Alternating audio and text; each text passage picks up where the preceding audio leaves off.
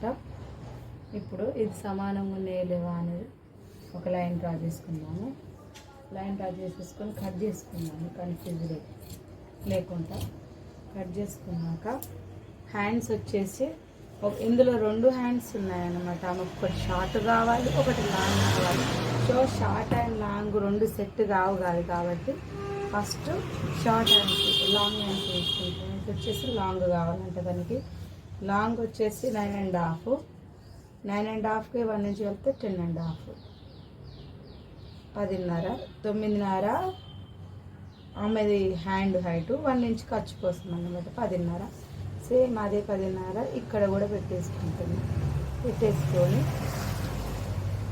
ఒక line draw చేసుకుంటున్నాం.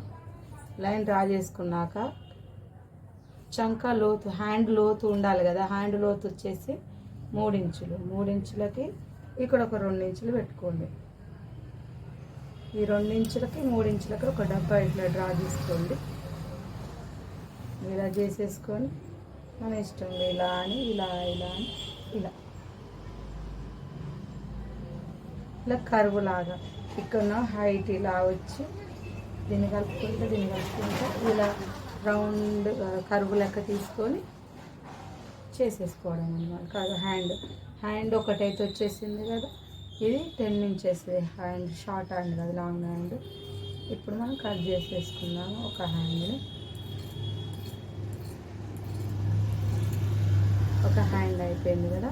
So ఈ పార్ట్ను పక్కకు అందాము. ఇప్పుడు షార్ట్ హ్యాండ్ పార్ట్ ఇప్పుడు షార్ట్ హ్యాండ్ తీసేసుకుంటున్నాం.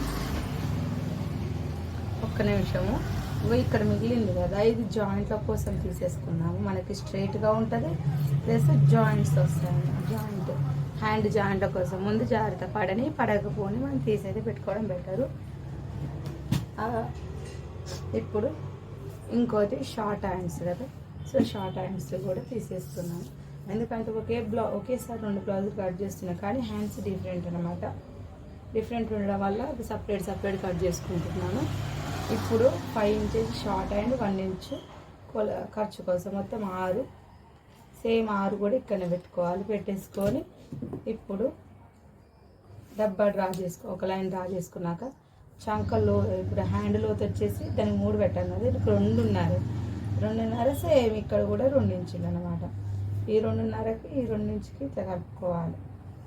షార్ట్ హ్యాండ్ అనమాట. షార్ట్ హ్యాండ్కి కైగా కట్ చేసేసుకోవాలి. సేమ్ అంతే. సేమ్ ఇగో ఇక్కడ మిగిలిన క్లాత్ జాయింట్స్ అన్నమాట. హ్యాండ్ జాయింట్కి ఇలా వస్తాయి. అవి పడకపోని కానీ మనమైతే జాయింట్ చేసేసుకుందాము.